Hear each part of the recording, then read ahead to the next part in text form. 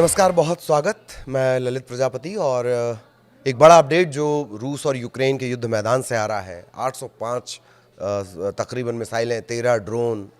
माना यह जा रहा है कि अब तक का सबसे बड़ा हमला रूस की तरफ से यूक्रेन पर किया गया है। एक नवजात बच्चे समेत 3 की मौत हो गई है और ख़ास बात कि कैबिनेट बिल्डिंग ही खाक हो गई है, जहां पर बैठकर सारी रणनीति बनाई जाती थी। कौन कैसे अटैक कर रहा है, वो जगह ही खाक कर दी गई। तो यूक्रेन की राजधानी कीव पर एक बार फिर रूस के भारी हवाई हमलों से वो दहल उठा है। रात भर चली ड्रोन और मिसाइल की बरसात से कई इलाके तबाह हो गए हैं। इस दौरान एक शिशु समेत 3 लोगों की मौत हो गई, 18 लोग इसमें घायल हो गए। हमलों में यूक्रेन की कैबिनेट ऑफ मिनिस्टर्स सरकारी मुख्यालय की जो इमारत है उसमें भी आग लग गई, जो युद्ध शुरू होने के बाद पहली बार इसे निशाना बनाया गया है। सरकार की तरफ से जारी बयान में बताया गया कि इमारत की ऊपरी मंजिलें और छत बुरी तरह क्षतिग्रस्त हुई है। प्रधानमंत्री यूलिया स्विरिडेंको ने कहा है कि दमकल कर्मी लगातार आग पर काबू पाने की कोशिश कर रहे हैं। कीव की वायुसेना के मुताबिक रूस ने एक ही रात में 805 ड्रोन और 13 मिसाइलें एक साथ दागी हैं और ये एक रात में अब तक का सबसे बड़ा हमला बताया जा रहा है। इनमें से कई ड्रोन जो हैं वो राजधानी में गिरे हैं, आगजनी का कारण बने हैं। कीव के मेयर विताली क्लिचको ने टेलीग्राम पर यह जानकारी दी कि ड्रोन हमले में एक शिशु और एक युवती की मौत हुई है, एक और मौत भी हुई है, जबकि 5 घायलों में से एक गर्भवती महिला भी शामिल है। इस घटना में जो डर्नित्स्की ज़िला है उसमें बम शेल्टर में छिपी एक बुजुर्ग महिला की मौत हुई है। तो क्या क्या तबाही इस हमले के बाद मची है, पहले वो जान लीजिए। डर्नित्स्की जो इलाका है, इसकी एक 4 मंजिला इमारत का बड़ा हिस्सा ढह गया है। इसके अलावा स्वियातोशिंस्की ज़िले की एक 9 मंजिला इमारत, इसके कई फ्लोर तबाह कर दिए गए हैं।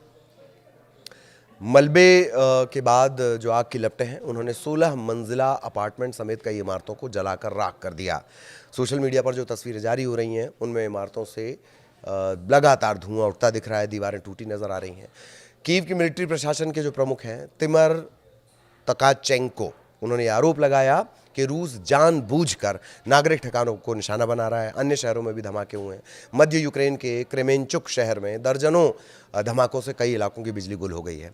क्रीवी रीह में परिवहन और शहरी ढांचे पर हमला किया गया। ओडेशा की बात करें तो यहाँ आवासीय इलाकों और अपार्टमेंट ब्लॉक इनमें आग लग गई है। फिलहाल रूस की तरफ से कोई आधिकारिक बयान नहीं आया है। दोनों देश नागरिकों को चूंकि निशाना बनाने से इनकार करते रहे हैं, लेकिन हो यही रहा है। फरवरी 2022 में युद्ध शुरू होने के बाद से अब तक हजारों आम लोग अपनी जान गंवा चुके हैं। ये स्थितियां हैं। यूरोपीय देशों का जो रिएक्शन है पश्चिमी यूक्रेन पर हमलों की आशंका के बीच, जो पड़ोसी देश है पोलैंड, उसने अपने लड़ाकू विमानों और नाटो सहयोगियों के विमानों को सक्रिय कर दिया ताकि हवाई सुरक्षा सुनिश्चित की जा सके। फ्रांसीसी राष्ट्रपति इमैनुअल मैक्रों ने इसे लेकर कहा है कि रूस लगातार युद्ध और आतंक की सोच में फंसा हुआ है। हमारी संवेदनाएं पीड़ितों और उनके परिवारों के साथ हैं। फ्रांस यूक्रेन और उसके लोगों के साथ खड़ा हुआ है। हम अपने साझेदारों के साथ मिलकर न्यायपूर्ण और स्थानीय शांति के लिए हर संभव कोशिश करेंगे। और इससे पहले क्या हुआ था दरअसल घटनाक्रम की करीब 32 देशों की एक संस्था है, उसने डिस्कशन किया। फिर उसने कहा कि अगर ये युद्ध विराम हो जाता है तो अगर ज़रूरत पड़ती तो यूक्रेन की ज़मीन पर या जो है कि विमान उतार दिए जाएंगे, सैनिक उतार दिए जाएंगे। इस तरह की एक बात निकल कर सामने आई। इसके बाद रूस की मीडिया ने साफ कर दिया कि यूक्रेन में सुरक्षा गारंटी देने के लिए विदेशी सैनिकों की तैनाती की कोई स्थिति क्रेमलिन स्वीकार नहीं करेगा। और बाकायदा वहाँ के जो प्रवक्ता हैं दिमित्री पेस्कोव, उन्होंने रूसी मीडिया से बात करते हुए कहा था कि क्या विदेशी, खासकर यूरोपीय और अमेरिकी सैन्य टुकड़ियाँ यूक्रेन को सुरक्षा और गारंटी दे सकती हैं? बिल्कुल नहीं, वे नहीं दे सकते। अब ये बयान कब आया था? तब भी राष्ट्रपति इमैनुअल मैक्रो फ्रांस के जो है उन्होंने कहा था कि 26 देश हैं, वो 32 मैंने कहा था, 26 पश्चिमी देशों ने औपचारिक रूप से ये दावा और वादा किया है कि युद्ध विराम होने के अगले दिन वो ज़मीन या समुद्र या हवा किसी भी रास्ते से अपने सैनिक भेज सकते हैं। कोलिएशन ऑफ विलिंग ये संगठन है। इसमें 35 देशों के शिखर सम्मेलन के मतलब रिप्रेजेंटेटिव यहाँ पर जुड़े थे। 26 देशों ने ये गारंटी दी कि आने वाले दिनों में अमेरिका समर्थन को अंतिम रूप दे देगा। इसमें यूरोपियन यूनियन के देश के जो नेता हैं वो भी शामिल हुए थे। कुल जमा ये कहा गया कि हम पूरी गारंटी देंगे, अगर आपको कोई भी मदद चाहिए है हम वहाँ पर विमान भेज देंगे, सैनिक भेज देंगे। लेकिन रूस ने कहा है कि ये सुरक्षा की बातें नहीं होंगी।